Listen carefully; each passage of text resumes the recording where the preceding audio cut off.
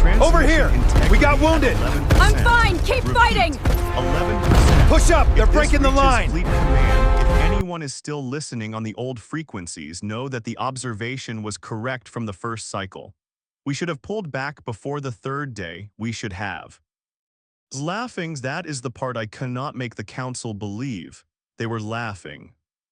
The rest of the entry dissolves into static, and for a long time nobody outside a small circle in the Iliu observational core knew what had happened in that training yard, or why a message meant to be routine ended the way it did. The full account came later, pieced together from drone footage, testimony, and the calm, terrible honesty of the humans themselves, who never once tried to make the story sound better than it was. It began, as these things often do, with someone underestimating a species they had already decided they understood. The Iliu Observational Corps had been watching Earth for 11 years before the Ascendancy Compact finally authorized direct contact. 11 years of drones disguised as weather satellites, of listening posts folded into the noise of old Cold War radio bands, of analysts across 4 allied species arguing about what exactly humanity was. The reports did not agree with each other. The Threll delegation called humans structurally unstable, prone to internal conflict, resource hoarding, and short-term thinking. Their data wasn't wrong. Century after century of human history was there to support it. Wars, empires, collapses, the same mistakes dressed in new uniforms. The Asa conquered, older and more cautious, filed a minority report that got buried under the Threll consensus. It read in part, subject species demonstrates disproportionate cooperative capacity under acute threat. Recommend further observation before classification. Nobody read past the first paragraph. The galaxy had other problems. Chief among them was the slow, grinding war with the Kesh ascendancy. Not the diplomatic kind of war fought in council chambers, but the real kind fought at the edges of a dozen systems, where Kesh warfleets had spent 3 decades pushing outward from their core worlds, absorbing smaller civilizations one perimeter skirmish at a time. The compact species, Iliu, Threll, Asa, and the insectal Verkai, had held the line for years through sheer numbers and shared supply lines. But numbers were running out. The Kesh bred fast, built faster, and did not seem to feel the loss of a fleet the way the compact species did. Earth was not chosen because anyone believed it would win a war.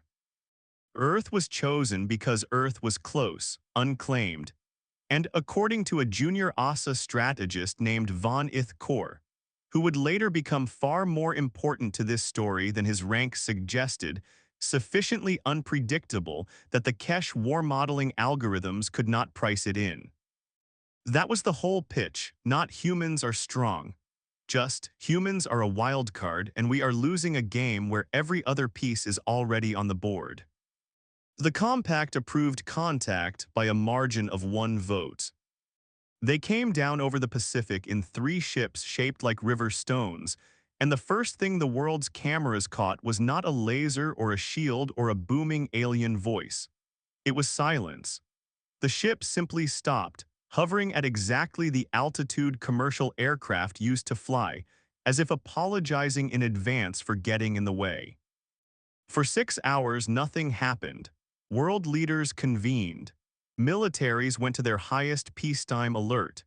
And the ships did nothing at all except broadcast on every frequency humans used to talk to each other, a single repeating message translated into 41 languages. We are not here to conquer, we are here to ask. It should have felt reassuring. It did not. There is a particular kind of dread that comes from being asked something by a stranger who clearly already knows the answer they want, and every intelligence officer watching those ships felt it in the same place in their chest. The first Iliu ambassador to set foot on Earth soil was called Meridian Vess, not her real name, which human mouths could not easily form, but the name she chose for herself once she understood what the gesture would mean to the people she was meeting. She stepped out onto a runway outside Geneva wearing no weapon, no visible armor, flanked by 2 aides and absolutely nothing else. and she said the thing that mattered most in 11 words. "We need soldiers, we are losing, we do not have time to lie."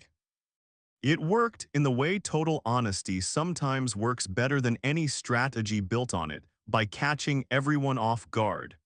The human delegation, expecting a sales pitch, got a confession instead. Vess laid it out plainly. The Kesh ascendancy was 3 systems away and closing. The Compact's fleets were thin, exhausted, running on borrowed time and rationed morale. They were not offering humanity technology out of generosity. They were offering it because a species with nothing to lose might do what 4 exhausted civilizations no longer could: fight like it still mattered.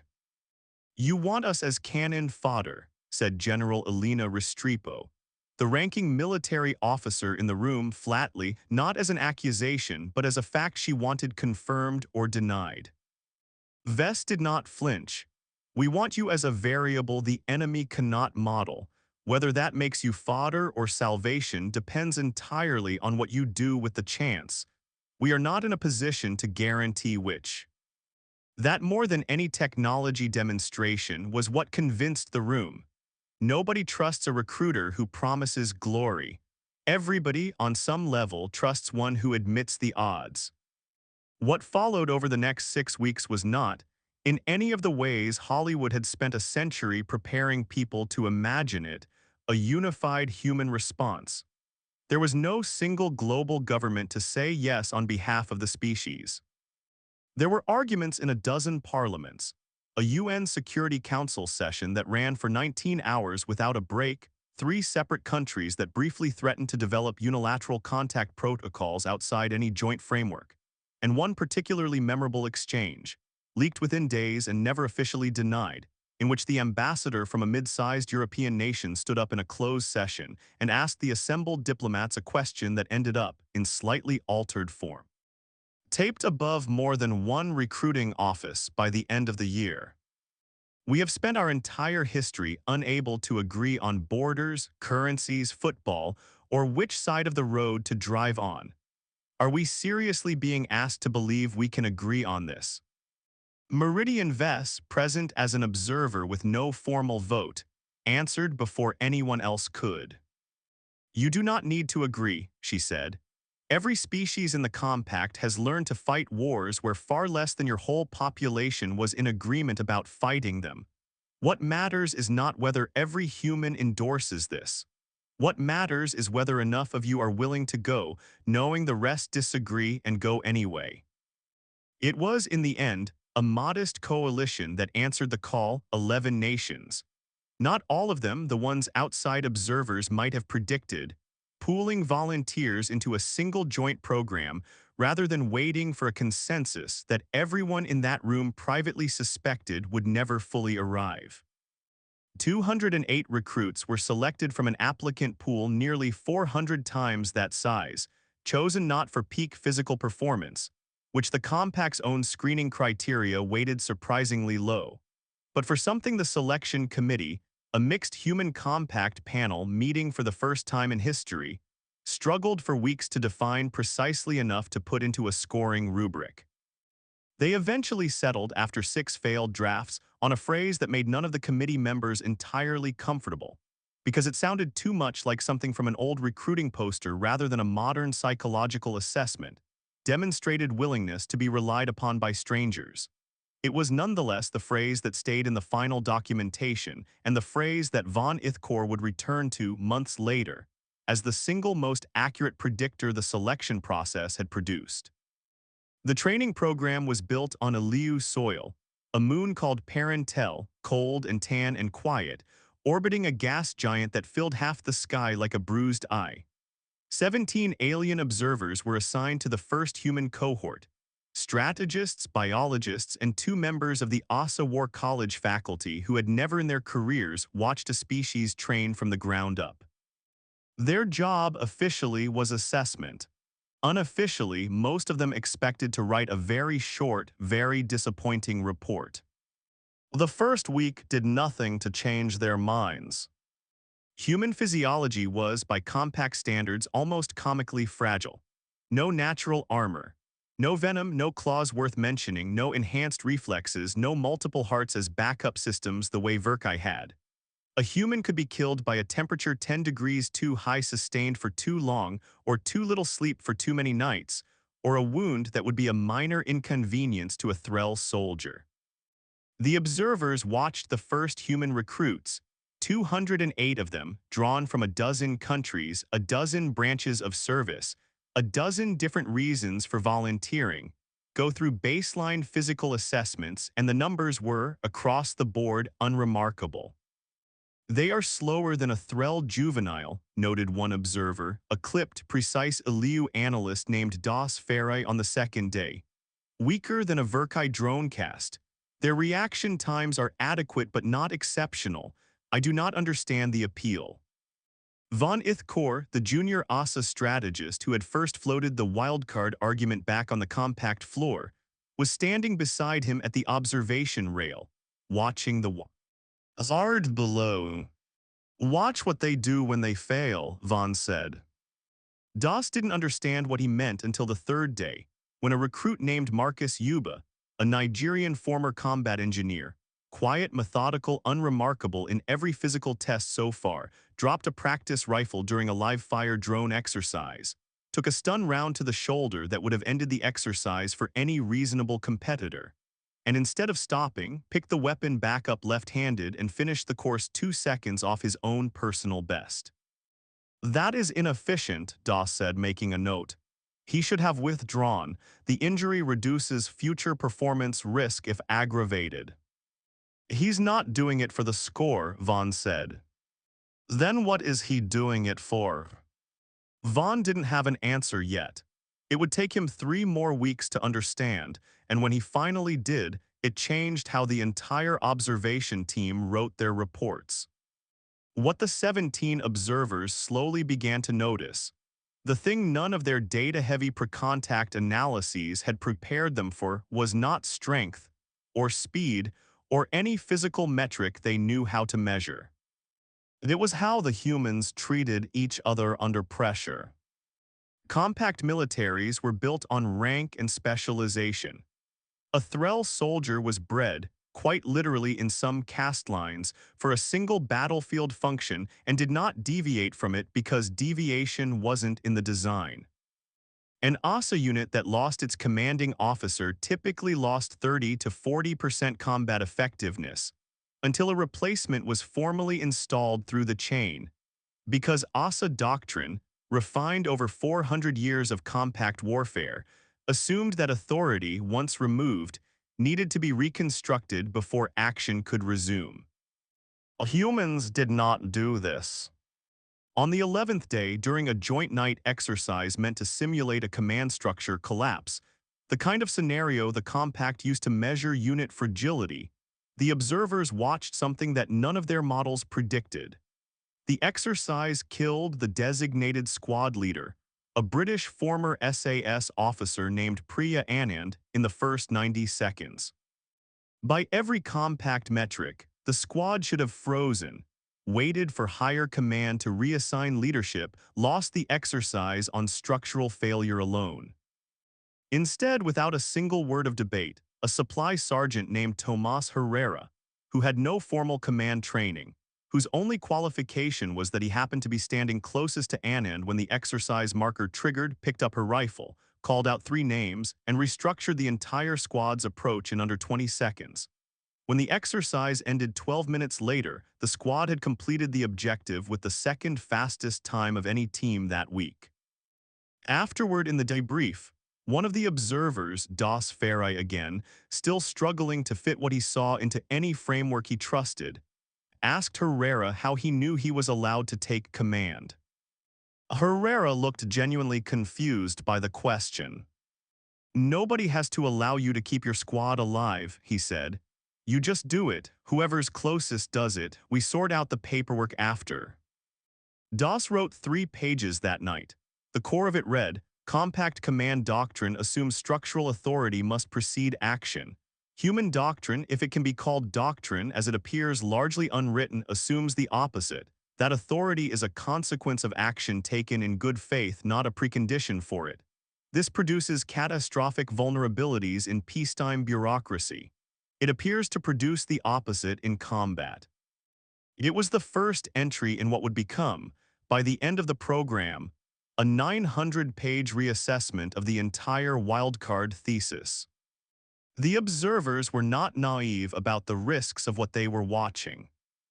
Compact safety doctrine, refined over centuries of joint training exercises among species with wildly different tolerances for danger, had strict protocols for exactly how much genuine hazard a training exercise was permitted to contain, protocols that assumed, reasonably, that no participant should ever be placed in a situation where survival depended on another participant choosing, in the moment, to risk something for them. On day 19, a piece of compact supplied equipment malfunctioned during a live ordnance disposal drill, a stabilizer failure in a training charge that was supposed to be inert, caused by a compatibility error nobody had caught in 6 weeks of joint calibration between human-built casings and compact-built triggering mechanisms. It was, by every measure the safety board later applied, a genuine equipment failure with a narrow but real window in which someone could have been killed. The recruit closest to the charge was a 19-year-old Canadian volunteer named Owen Whitcomb, barely 2 weeks removed from basic training back on Earth, the youngest and least experienced person in the entire cohort. He did not run. He also did not as compact. Protocol would have predicted for an inexperienced operator facing unfamiliar equipment failure, freeze. He called it out loudly, clearly, using the exact terminology his 6 weeks of joint training had drilled into him.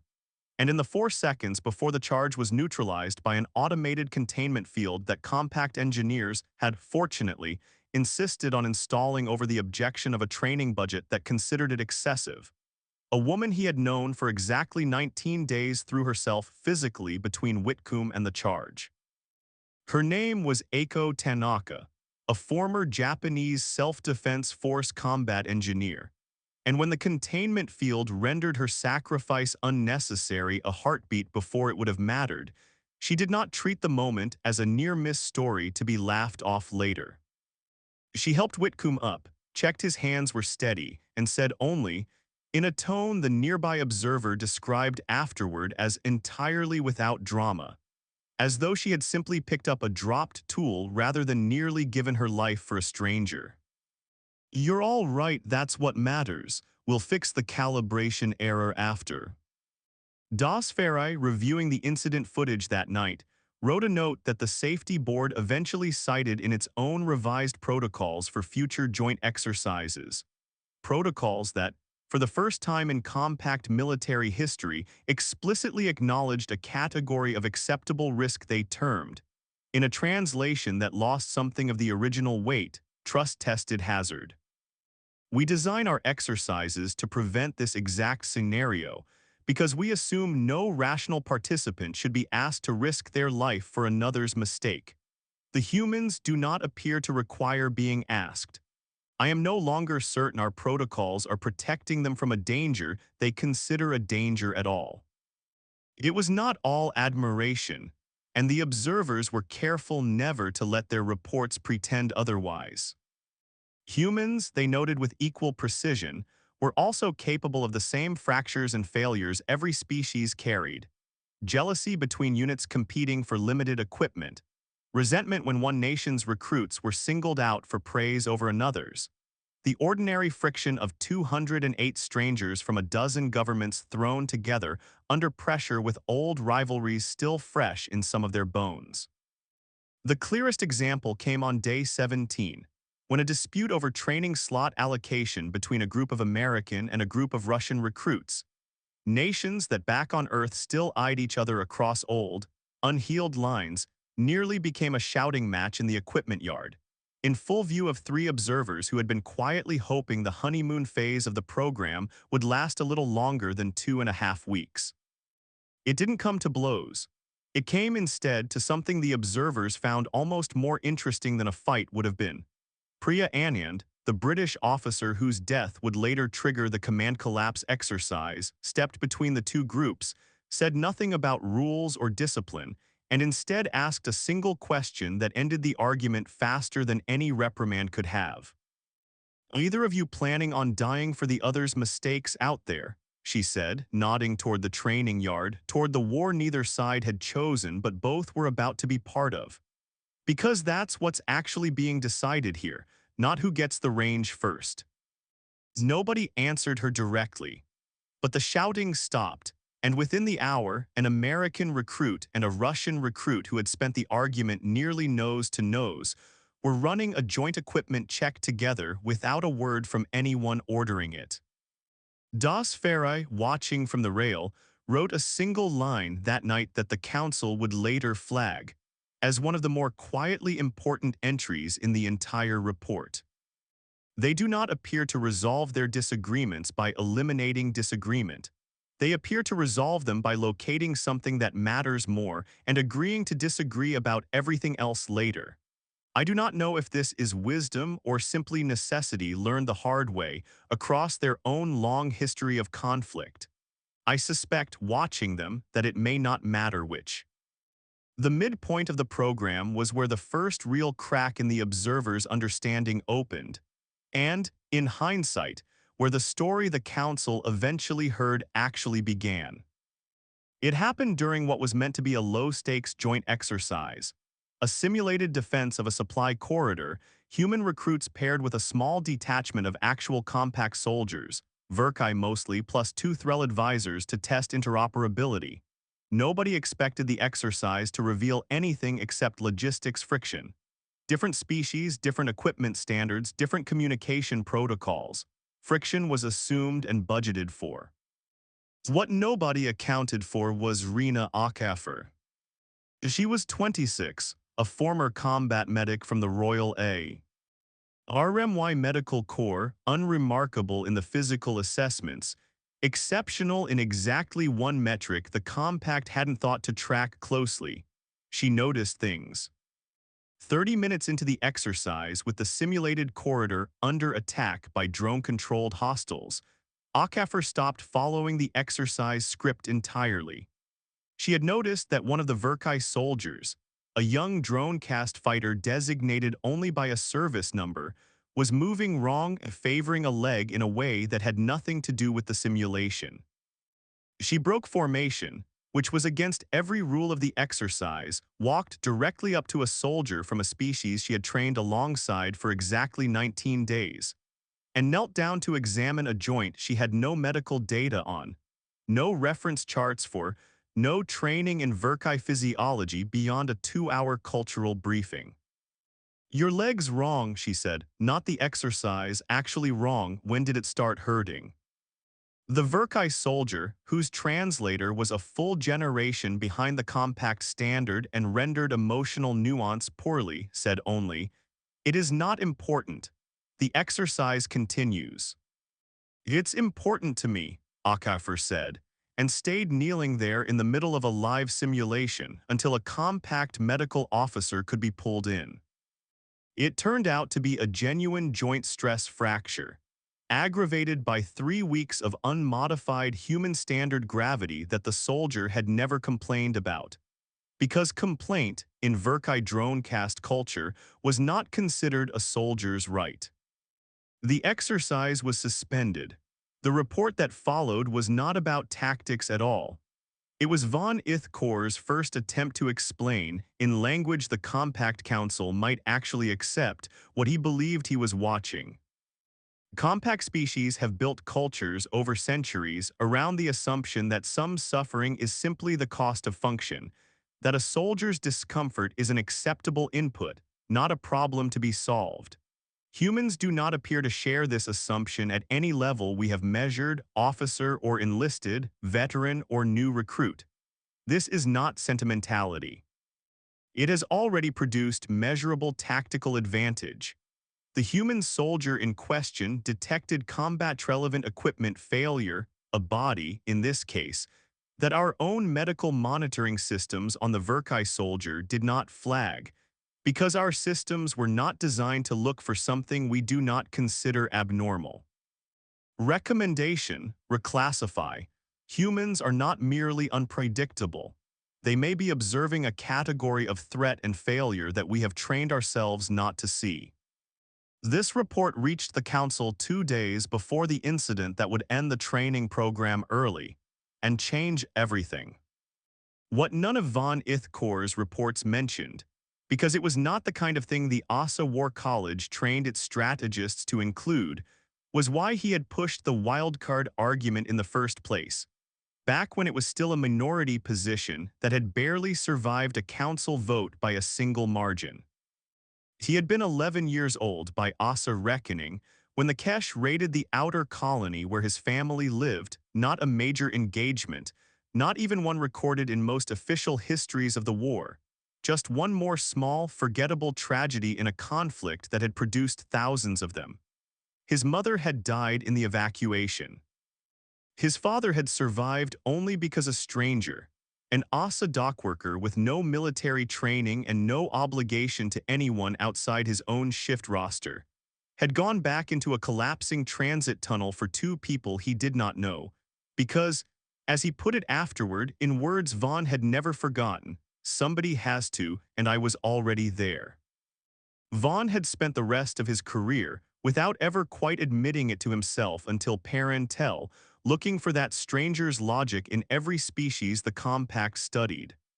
Asa doctrine had no clean model for it. Neither, it turned out, did any other compact species he'd studied in 11 years of service.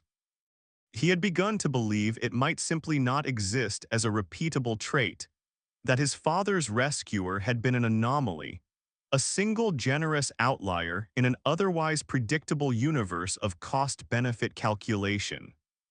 Then he had read the early, incomplete intelligence reports on Earth, full of contradictory human behavior that made no sense by any compact metric. Soldiers who kept fighting past the point survival required it. Civilians who ran toward disasters rather than away from them. Entire cultures built around obligations to total strangers that no law technically required anyone to honor. It had looked to him uncannily like his father's dockworker, scaled up to an entire species. He never told anyone on the observer team this was the real reason he had fought for the program's approval. He told himself it didn't matter why the theory was right, only whether it was. But on the night the parental battle ended, sitting alone in the observation bunker while the moon's bow. Our road atmosphere still smelled faintly of smoke. He wrote one line in his own private log, not the official report, the one nobody but he would ever read that came closer to the truth than anything in his 1,100 pages to the Council. I spent 11 years trying to prove that what saved my father was not an accident. Today, 200 strangers proved it for me on a world he never lived to hear about. Before that, though, there was a smaller story, one that never made it into any official compact file, but which several of the 17 observers later said mattered more to them personally than anything they wrote down for the Council. It concerned a Threll advisor named Sella Corbett, an engineer attached to the training program to calibrate human recruits on compact weapon systems, who had lost her left hand and most of her forearm in an earlier campaign against the Kesh, and who wore in its place a prosthetic limb of Threll design, functional, precise, utterly without feeling. She did not talk about it. Threll culture treated visible injury as a private matter, something to be managed quietly, not discussed, and certainly not made the subject of anyone else's curiosity. For the first 3 weeks of the program, none of the human recruits asked her about it, which she assumed was simple politeness, the same unspoken rule her own people would have followed. It was not politeness. It was, as she found out on day 22, something else entirely. A recruit named Jonah Reyes, a former Marine Corps mechanic from Texas with a talent for fixing things that had no business still working, noticed during a weapons calibration session that Sella's prosthetic hand hesitated a half-second longer than it should have on fine adjustments. An almost invisible lag, the kind of thing only someone who spent his life listening to machines would catch. "Your hand's running old firmware," he said, not looking up from the rifle he was adjusting. "That's why it's slow on the fine stuff. I can see the compensation pattern." Sella went very still. In Threll culture, pointing out a disability aid's malfunction directly to its owner was close to an insult, an implication that she had failed to maintain herself properly. "It functions adequately," she said, in the clipped tone Threll used when a conversation needed to end. Jonah looked up then, and whatever he saw in her face made him recalibrate faster than any machine he'd ever worked on. "Wasn't trying to say anything about you," he said. "Just I used to fix prosthetics stateside before I enlisted, civilian contract work. If it's old firmware, I've probably got the tools to update it, free of charge. No offense meant, ma'am, and none if you'd rather I mind my business." She did in fact tell him to mind his business. He did for exactly 4 days and then left a small data module on the equipment rack beside her station with a handwritten note, human ink on human paper, an object she had to look up how to interpret that read only, "In case you change your mind, no pressure either way. Jr." She did not touch it for a week. On the 8th day, alone in the equipment bay after hours, she plugged it in anyway. The update took 11 minutes.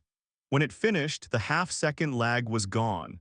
She flexed the hand once, twice, feeling, for the first time since the injury, a response that matched her intention instantly, the way her real hand once had. She never thanked him directly. Threll did not do that, not for something framed as a favor rather than a debt.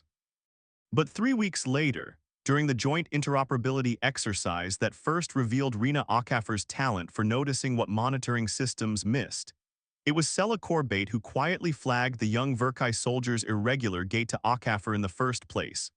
A piece of information she had noticed herself days earlier and said nothing about, because noticing quietly and saying nothing was what her culture had always taught her competence looked like. Something about watching a human fix a problem simply because he could, without being asked, without expecting acknowledgement, had changed what she thought a soldier owed the people around her.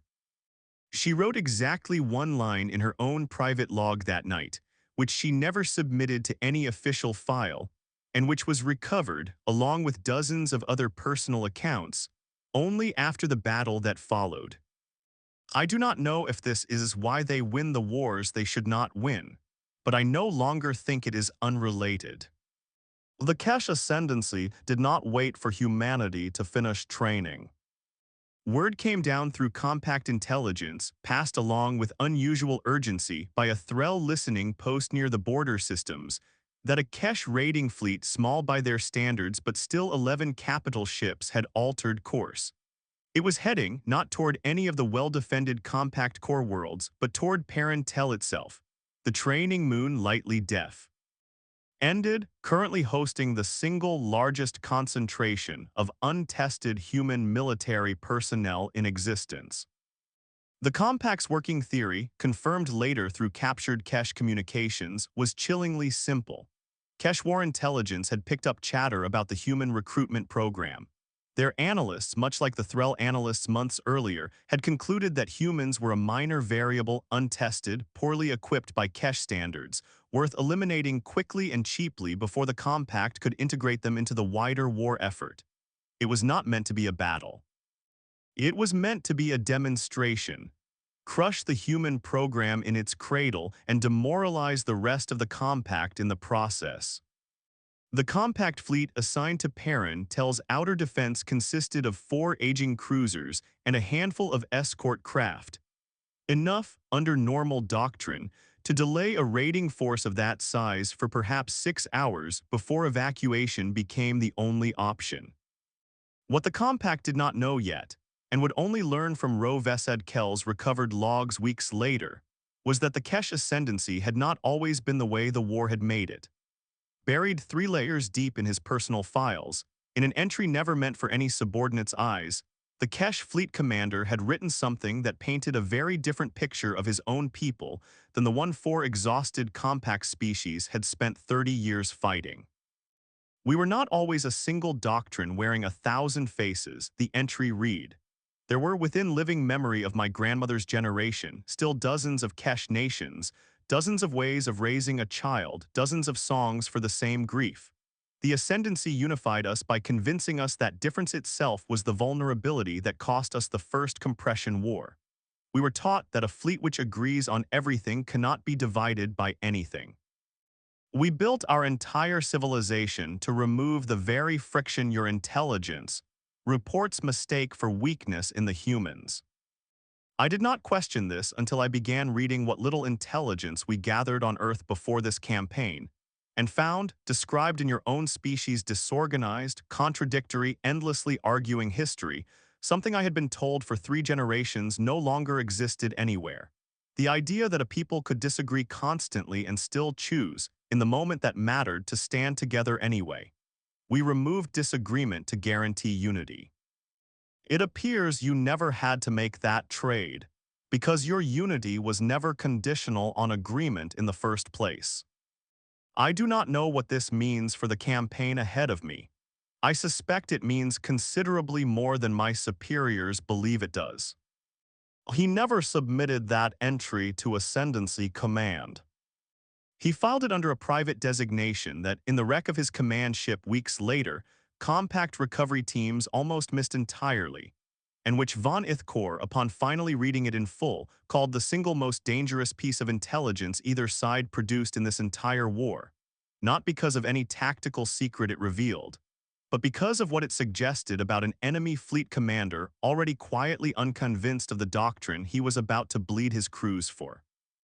General Restrepo, who had flown out for a command inspection 3 days earlier and found herself, by pure chance, still on the moon when the warning came through, made the decision that the 17 observers would spend the rest of their careers trying to fully explain to their own governments.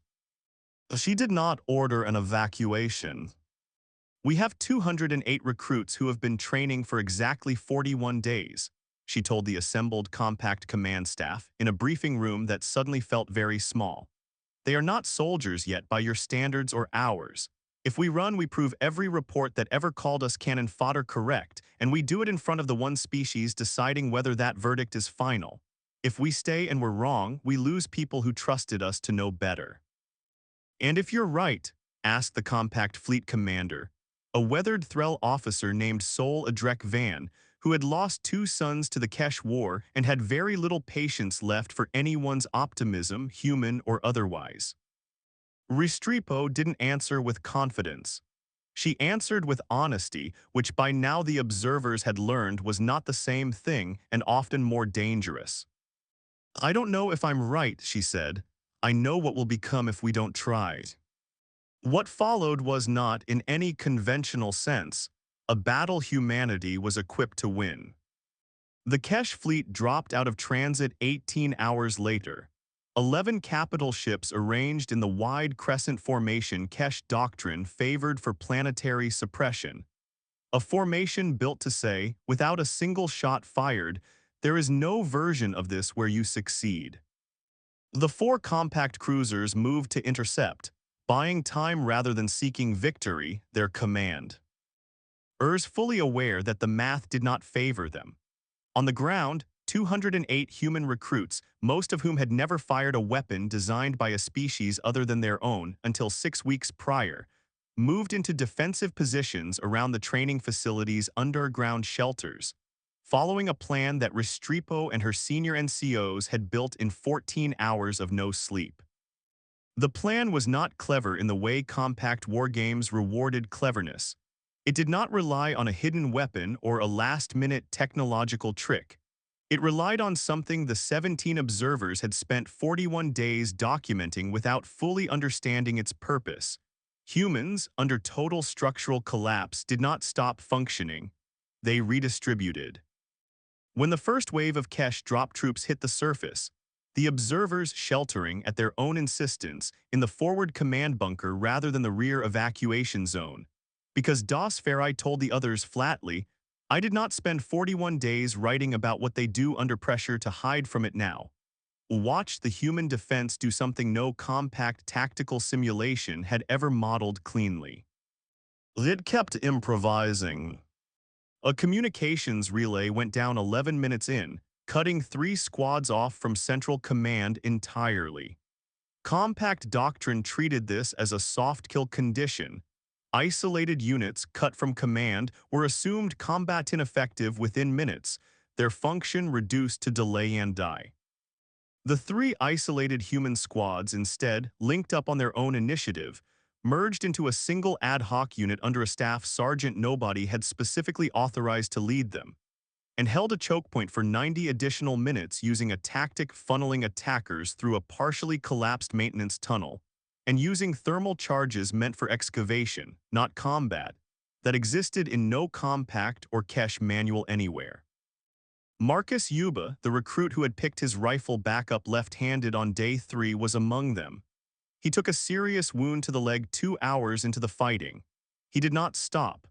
When later asked why in the official debrief that the compact eventually declassified, his answer was recorded exactly as he gave it without embellishment, because nobody who read it afterward wanted to embellish it.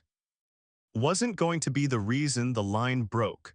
Figured that out around day 3 of training, watching everyone else refuse to be that reason either. After that, it wasn't really a decision anymore. The mid-story revelation, the one the 17 observers would spend years afterward calling in internal compact reports, the parental correction, did not come from a weapon or a hidden human strength or a last-minute rescue fleet arriving in the nick of time. It came from the cache themselves.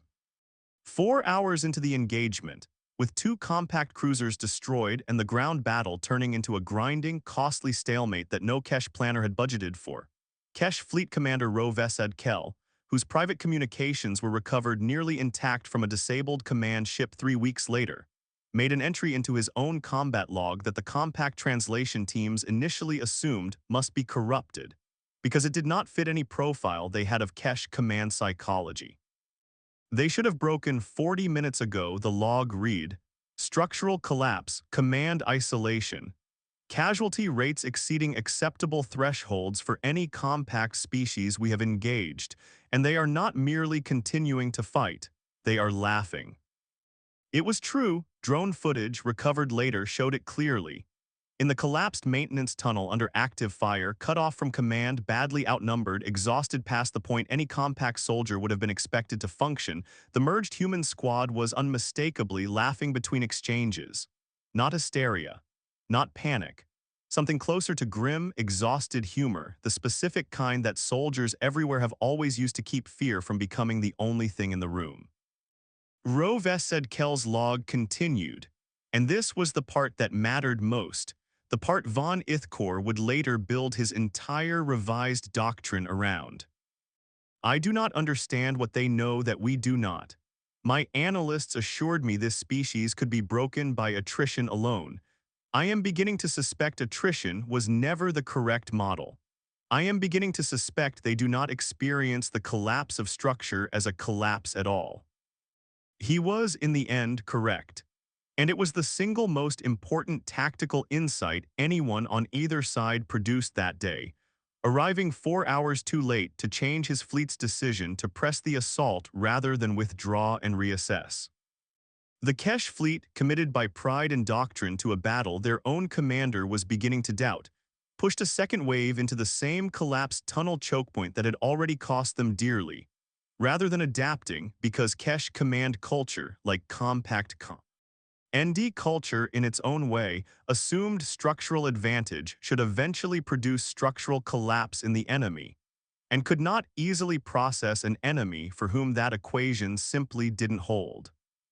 That error was the whole battles. While Rovesed Kell was writing the log entry that would haunt compact strategists for years, something else was happening 2 kilometers from the collapsed tunnel, something the official record barely mentioned, because it did not change the outcome of the battle, and because the people involved never spoke of it for the record at all.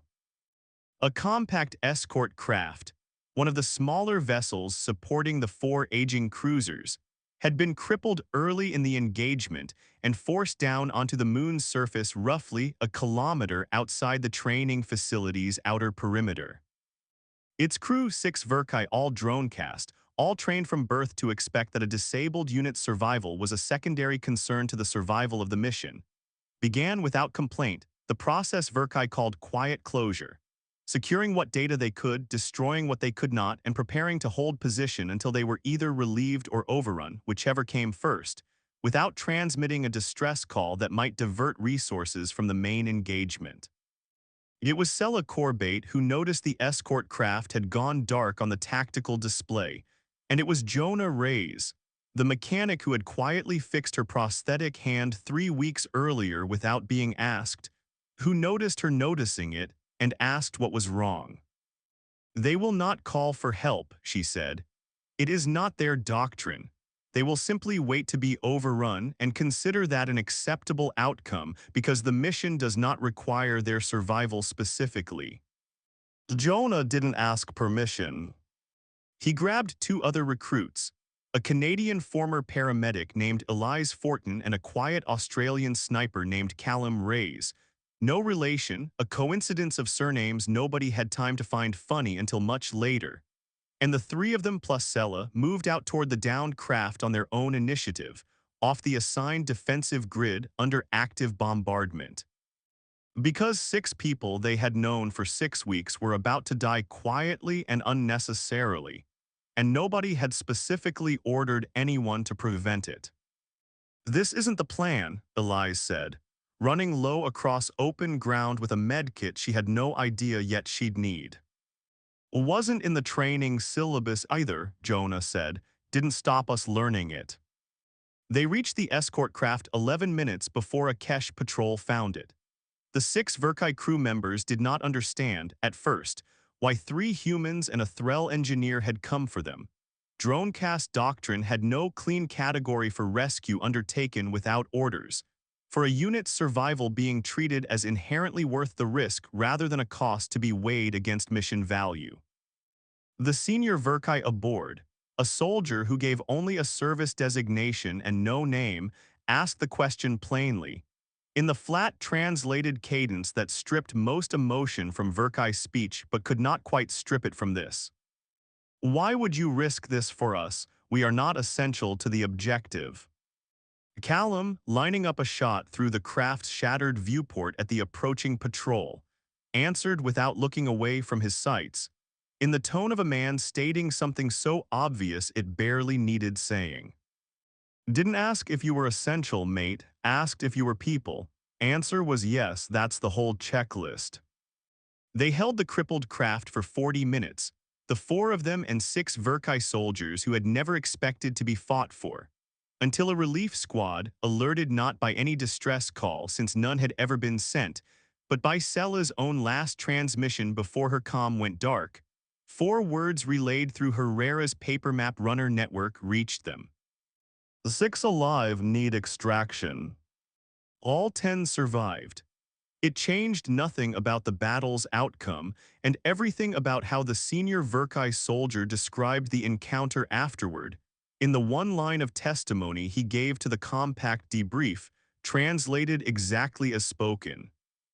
"I have served 11 years. No commander has ever come for 6 soldiers who were not required for the mission to succeed. I did not know that was something a war could contain. I am still deciding what to do with knowing it now." The final hours were not about grand strategy. They were about small, specific acts that the 17 observers each recorded independently, without coordinating with each other, and which matched almost word for word when compared afterward, a fact that struck the compact historians more than anything else in the entire report. Rena Akafer, the medic who had broken exercise protocol weeks earlier to check a Verkai soldier's leg, spent the final 90 minutes of the battle moving between defensive positions under fire. Not fighting, simply keeping people alive long enough to keep fighting. GHting, including, notably, 2 Verkai soldiers from the original defense garrison, whose own medical support had been lost in the first engagement, and whom she treated with no more hesitation than she showed her own countrymen. Tomas Herrera, the supply sergeant who had taken informal command during the earlier training exercise, ended up doing exactly the same thing in the real battle. For exactly the same reason, the officer actually in command of his sector went dark on comms. And rather than waiting for the chain to reconstruct itself, Herrera simply kept the sector functioning, coordinating 3 separate squads through a runner system using paper maps because the electronic relay was down. An idea so unglamorous that no compact tactical database had a category for it.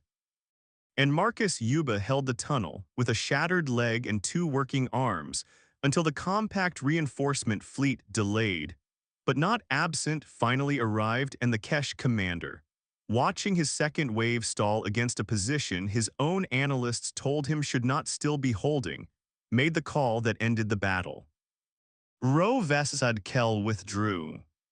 Not because he had lost. By pure numbers, the Kesh fleet still held every advantage. He withdrew because, in his own final log entry before the retreat, he wrote something that the Compact would quote in briefings for years afterward, not as a boast, but as a warning about the cost of underestimating anyone. I came to remove a variable my analysts told me was negligible. I am leaving having learned that negligible was never the correct word.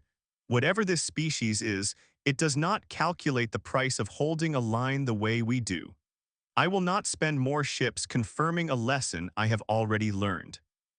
The training moon was quiet again 3 days later. Of the 208 recruits who had begun the program, 179 survived the battle.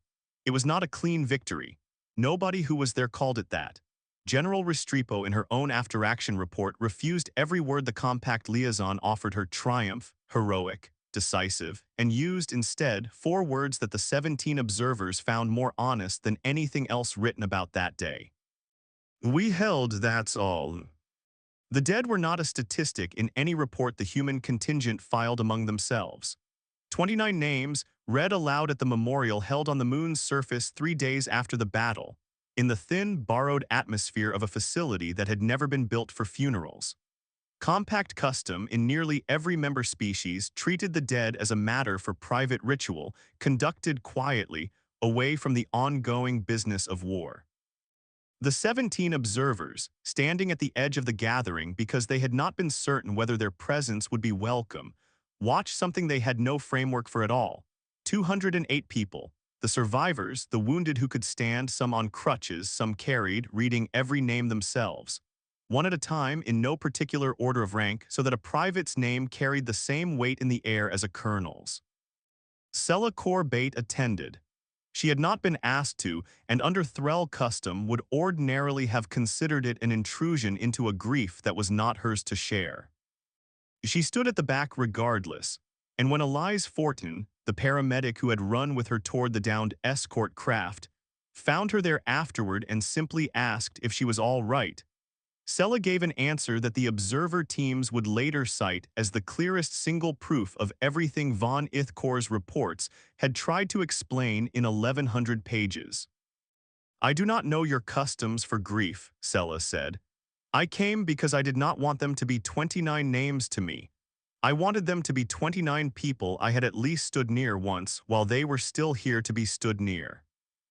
Elise didn't say anything to that. She just sat down next to her on the cold ground, and they stayed there together until the names were finished.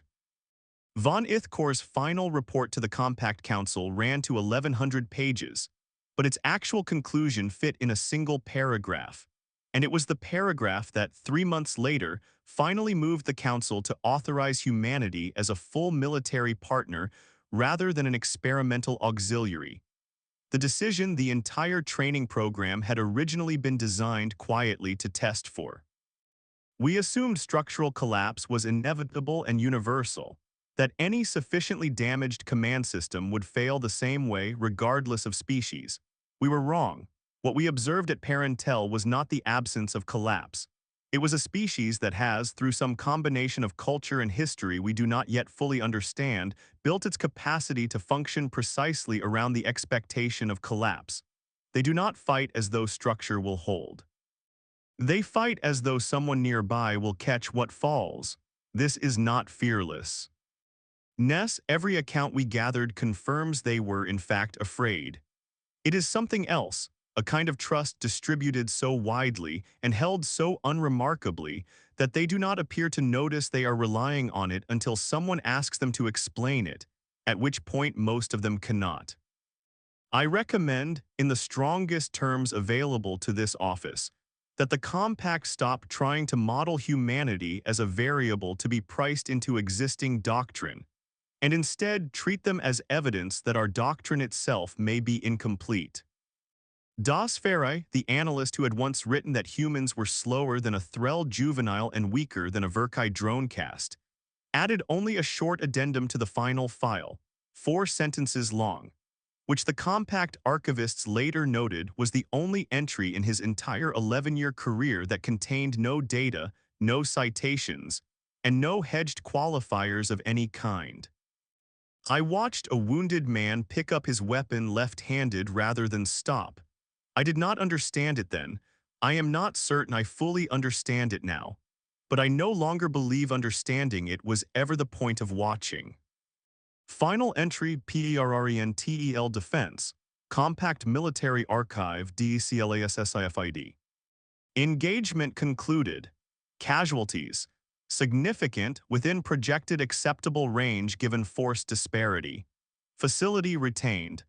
Kesh raiding fleet withdrawn without securing objective. A first such withdrawal recorded against a numerically inferior defending force in this war. Human military status.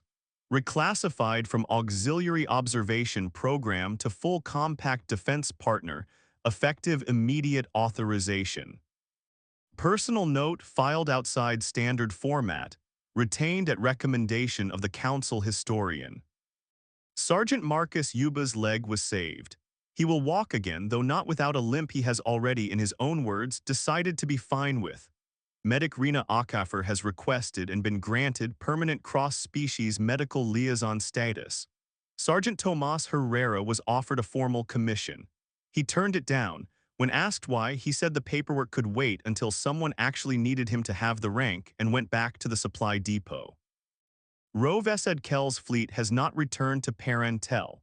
Compact Intelligence reports the Kesh Ascendancy has quietly reclassified the human theater from low-priority elimination to requires further study, a phrase that, translated fully, is closer to an admission that an enemy commander somewhere in their command structure is no longer certain the doctrine he was raised on accounts for what he saw. Sela Corbate has requested permanent transfer to Human Joint Operations. The request has been approved. Von Ithkor has been recalled to council chambers to present his findings in person, a rare honor for an officer of his rank. He has asked, in a request the council found unusual enough to note in the record, that Sergeant Tomas Herrera and Medic Rena Akafer be permitted to attend the session as observers, so that the council hears this from people who lived it, and not only from someone who watched. We came to observe whether humanity could be trained to fight in a war they did not start, on terms designed by species they had never met, for a cause they had every reason to refuse. We are still, if we are honest, not entirely certain we understand what we found. We only know that we watched them lose ground, lose comrades, lose the shape of every plan they had walked in with, and keep fighting anyway without waiting for permission, without waiting for command, without, in the end, seeming to notice they had any reason left to stop. We asked them once, in the strange, careful language the Compact reserves for questions it is not sure it wants answered, why they had held the line at all, when every model available to us said the position was already lost. The answer we received did not come from a general or a strategist, or anyone whose title suggested their opinion should matter more than another's. It came from a supply sergeant standing in a corridor with a bandage still fresh on his arm, who did not appear to think the question was a difficult one. "Well, somebody was standing next to us," he said. "That's usually enough." Zend log.